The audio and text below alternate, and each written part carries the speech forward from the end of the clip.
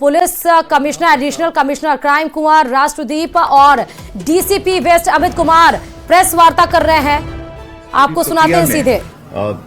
4 बड़ी गैंगों को इन्होंने ट्रेस किया, उन गैंगों के विरुद्ध कार्रवाई की।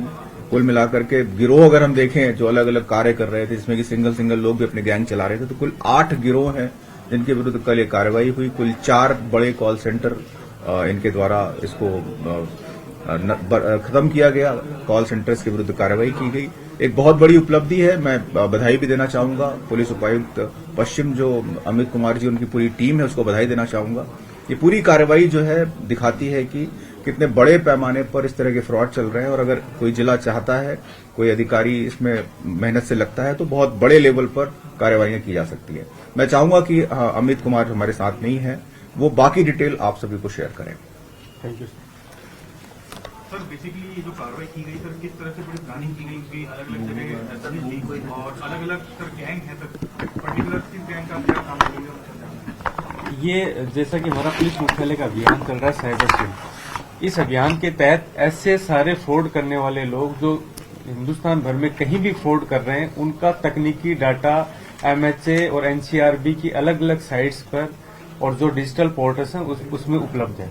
उन सारी तकनीकी आसूचनाओं को इकट्ठा किया गया, मुखबिर तंत्र एक्टिवेट किया ताकि ये सारी सूचनाओं का संकलन जमीनी स्तर पर भी किया जा सके।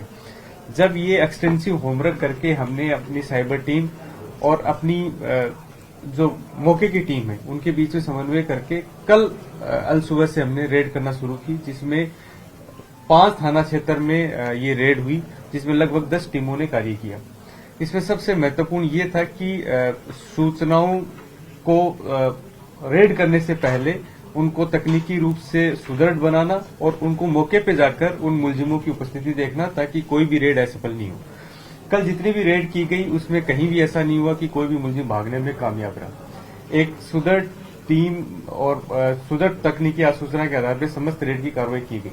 साथ ही हमें ये ज्ञात था कि जितनी भी रेड की कार्रवाइयां और जितनी भी साइबर फ्रॉड के गिरोहों का जितनों का भी पर्दाफाश होगा, हमारे सामने जो प्राइम टास्किंग होगी ये होगी कि इनके बहुत सारे लोग उस वक्त मौके पर नहीं मिलेंगे, तो कहीं ना कहीं जो साइबर फ्रॉड का पैसा है वो लीकेज नहीं हो जाए।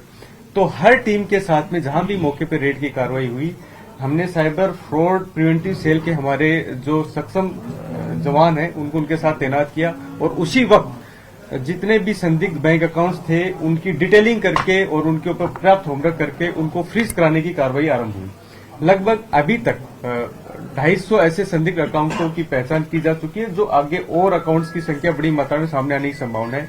रात भर में ही ये सारा होमवर्क करके लगभग 135 बैंक अकाउंट्स को हमने फ्रीज करा दिया। लगभग 64 यूपीआई वॉलेट्स को अकाउंट्स को हमने फ्रीज करा दिया, और 20 एटीएम ऐसे हैं जिनकी अमाउंट्स विद होल्ड कराई गई है। इसके साथ ही हमारे लगातार प्रयास जारी हैं कि इन अकाउंट्स से जो अन्य संदिग्ध अकाउंटों का लेन देन शुरू हो रहा है उनको भी हम फ्रीज करवाएं।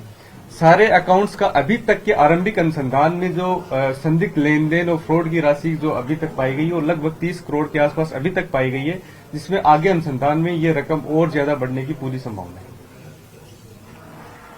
सर, इसमें कुछ बाबा बनके भी सही कर रहे थे, तो वो किस तरह से सही कर सकते थे, जानना चाहिए। ये कालवाड़ में जो मॉड्यूल बस्ट हुआ है उसमें 3 ऐसे लोग गिरफ्तार हुए हैं जो करीब 6ठी-7ठी क्लास तक पढ़े हुए, जो नकली बाबा बनके लोगों को मौलवी बनकर और इस तरह की ठगी कर रहे थे, ताकि लोगों को वशीकरण के प्रभाव से वो जो मनचाही मुराद मांगे वो पूरी कर ली जाए। उस मॉड्यूल को बस्ट करके उनको भी गिरफ्तार किया गया। श्रीलंका से भी ट्रेन लेके मुसाफिर कर रहे थे। ये जो हमने बिंदाइका में मॉड्यूल बस्ट किया, बिंदाइका में 2 अलग अलग कॉल सेंटर के बड़े मॉड्यूल बस्ट किए गए। उसमें 2 लोगों ने अभी श्रीलंका में ट्रेनिंग ली थी, जिनके पासपोर्ट इत्यादि जब्त किए गए। किस तरह की ट्रेनिंग करने गए थे, किसने फैसिलिटेट किया था, उस पर अभी अनुसंधान जारी है। सर, ये जो लोग गिरफ्तार किए गए थे इनका बैकग्राउंड क्या है सर? इनको पता था कि इनको इस तरह का काम कराया जा रहा है, कॉल सेंटर कई लोग चलाते हैं? ये सभी को ध्यान था, क्योंकि जो हमने आपको फुटेज भी हम लोग लाइव फुटेज जब हमने रेड की कार्रवाई की आपको शेयर करेंगे। जब हमने लाइव रेड की तो 2 सेंटर्स पे तो लाइव बैटिंग चल रही थी, तो इसमें एक भी ऐसा मुलजिम नहीं था जिसे ध्यान नहीं हो कि कोई फर्जी कॉल सेंटर में कार्य कर सकते हैं। जितने भी इस तरह के गिरोह एक्टिवेट थे वो सारे बंद कमरों में कार्य कर रहे थे, ताकि आस पड़ोसियों को भी ध्यान नहीं हो। कहीं भी परमानेंट कोई ऑफिस का स्ट्रक्चर नहीं बनाया गया कि वो बाहर से ऑफिस लगे। रेजिडेंशियल इलाके में एक बंद जगह पर, ताकि बाहर के लोगों को शक नहीं हो, इस तरह का मॉड्यूल चल रहा है। सरगना हीरो के सरगना जो है सर पहले भी आपराधिक रिकॉर्ड पे और किस तरह की चीजें करते वो अभी खंगाला जा रहा है। साथ ही जो जैसे हमने जो करधनी में जो मॉड्यूल बस्ट किया, उसमें करधनी में लगभग 4 मॉड्यूल बस्ट हुए हैं। उनके एक 2 लोग ही गिरफ्तार हुए हैं अभी।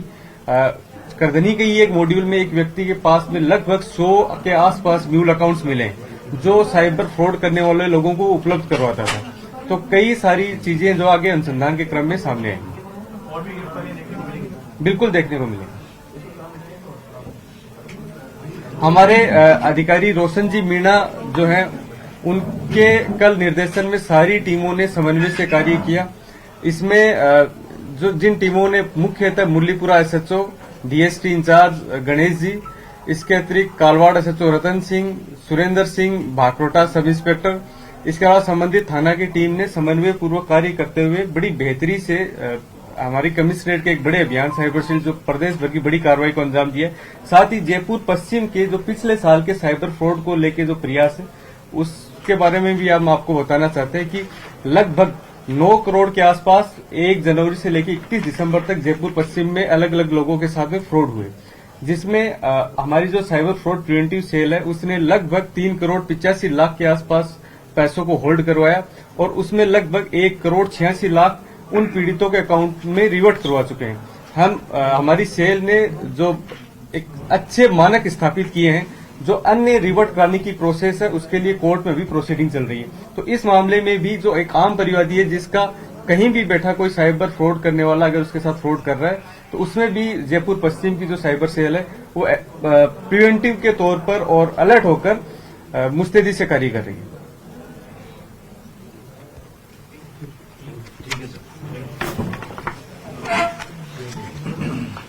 बाबा वाली फोटो